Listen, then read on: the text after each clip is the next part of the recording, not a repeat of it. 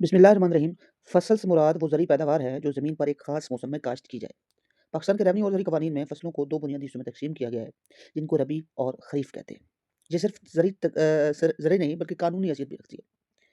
रबी और ख़रीफ़ के बुनियादी फ़र्क पर आज हम बात करते हैं कि रबी और ख़रीफ़ का मतलब क्या होता है, कौन-सा कानून इनको डील करता है, इसकी लीगल रिकॉग्निशन क्या है, फ़सल रबी कौन से मौसम में काश्त होती है, इसमें कौन-कौन सी फसलात शामिल होते हैं, ख़रीफ़ कौन से मौसम में काश्त होती है, कौन-कौन सी फसलात शामिल होती हैं इसमें, मेजर क्रॉप्स कौन सी हैं, लीगल इंपॉर्टेंस इनकी क्या है, खसरा गिरदावरी में किस तरह इनको एंटर किया जाता है और क्या प्रोसीजर है इनको एंटर करने का, और इस पर कल्टीवेटर्स यानी काश्तकार के क्या हकूक हैं, और इसके बारे में इसको मज़ीद डिटेल के साथ गुफ्तगू करने के बाद इसको कंक्लूड कर देंगे।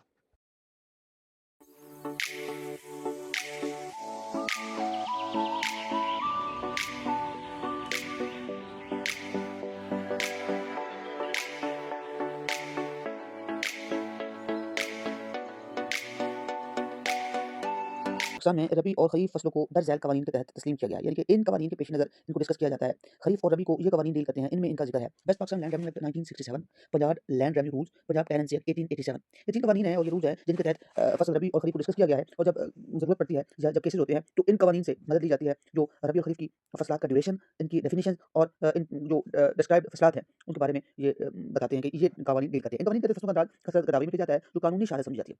एक जो खसरत गदावरी है, ये एक एडमिसिबल एविडेंस है और इसको शहादत के तौर पर पेश किया जा सकता है। और इसको एडमिसिबल एविडेंस कंसीडर किया जाता है। फसल रबी जो है इसका सीज़न है, रबी इन फसलों को कहा जाता है जो सर्दियों में काश्त और बहार में काटी जाती है। लफ्ज़ रबी अरबी ज़बान से माखूज़ है, जिसका मतलब बहार का मौसम है। रबी पर्शियन नहीं है बल्कि अरबिक वर्ड है, मोस्टली इसको पर्शियन कहते हैं, ऑल्दो कि ये एक अरबिक वर्ड है। रबी सीज़न जो है ये इसका हार्वेस्टिंग पीरियड जो है वो रबी फसल अमूमन अक्टूबर तक दिसंबर में काश्त की जाती है। और मार्च अप्रैल इसकी बर्दाश्त की जाती है, यानी कि इसको उठा लिया जाता है। इसकी काश्तकारी मतलब इसको जो बुआई जो है अक्टूबर और दिसंबर के दरमियान होती है, और जबकि इसकी काश्त जो है बर्दाश्त या इसकी फाइनल इसको उठाना जो है वो मार्च और अप्रैल में किया जाता है। ये मतलब रेवेन्यू रिकॉर्ड की किताबों में तस्लीम-शुदा है और इसी को कंसीडर किया जाता है कि ये उसी इसी जो है उसी टाइम में गिरदावरी भी की जाती है। इसकी जो मेजर क्रॉप्स हैं जो इसमें शामिल हैं रबी की फसलात में गंदम है, जौ है, चना है, मसूर है, सरसों है। ये फसलें ज़मीन की ज़रख़ेज़ी और पानी की सतह पर मुनहसर होती हैं।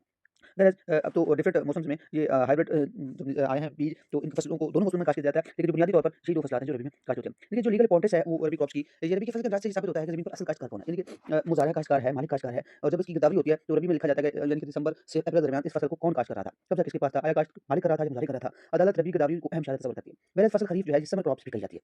खरीफ उन फसलों को कहा जाता है जो गर्मी या मानसून के मौसम में काश्त और खज़ां में काटी जाती है। लफ्ज़ खरीफ का मतलब खज़ां का मौसम है। खरीफ सीज़न जो है ये इसकी बुआई है, अप्रैल तक जुलाई काश्त की जाती है, सितंबर तक अक्टूबर बर्दाश्त की जाती है। बर्दाश्त मतलब कि उसको उठा लिया जाता है, जब फसल काटी जाती है, वो सितंबर तक अक्टूबर में इसको काटा जाता है। अप्रैल तक जुलाई में इसको काट किया जाता है, सितंबर तक अक्टूबर में इसको बर्दाश्त कर लिया जाता है। फसलें बारिश और आपास पर ज़्यादा इंतज़ार करती है। इसकी जो मेजर क्रॉप्स हैं उनके बारे में हम बात कर लेते हैं। इनमें चावल, कपास, गन्ना, मकई, बाजरा और ज्वार वगैरह हैं। ये व्हेरेज़ जो मेजर क्रॉप्स हैं इसकी, वो कपास जो हम गंदम उठाने के बाद जो लगाते हैं वो कपास और चावल। अब हाइब्रिड बीज आने के बाद इनका फसलों का टाइम ज़रा चेंज हुआ है, लेकिन बुनियादी तौर पर जो कानून इनको कंसीडर करता है, जो लैंड रेवेन्यू लॉज़ है या टेनेंसी एक्ट है, वो इन्हीं फसलात को समझता है खरीफ की फसलात, जो गंदम उठाने के बाद काश्त होती हैं।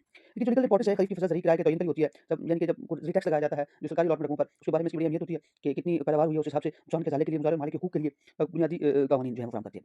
खसरा गिरदावरी की जो इंस्पेक्शन है, यानी खसरा गिरदावरी फसलों का सरकारी मुआयना जो पटवारी के ज़रिए किया जाता है, साल में 2 मरतबा होता है। रबी की गिरदावरी और खरीफ की गिरदावरी, ये दोनों फसलात का एंट्रीज़ जो गिरदावरी वाला रजिस्टर होता है, उसमें होती है, इनका दुरुस्त किया जाता है जब तक इसके खिलाफ साबित न हो। मतलब इसको अगर एंट्रीज़ हो जाएँ तो उसमें बाकायदा तौर पर 2 कॉलम्स होते हैं। मालिक का कॉलम अलग होता है, काश्तकार का अलग होता है। मतलब फलाँ मुरब्बा के कौन से किले में मालिक कौन है और काश्तकार कौन है, रबी किसने काश्त की है और खरीफ किसने काश्त की है, ये बयान किया जाता है। जो काश्तकार का जो बंदा काश्त करता है ये फसल, ज़रूरी नहीं कि वो मालिक हो, वो ठेकेदार भी हो सकता है, वो मुज़ारिया भी हो सकता है।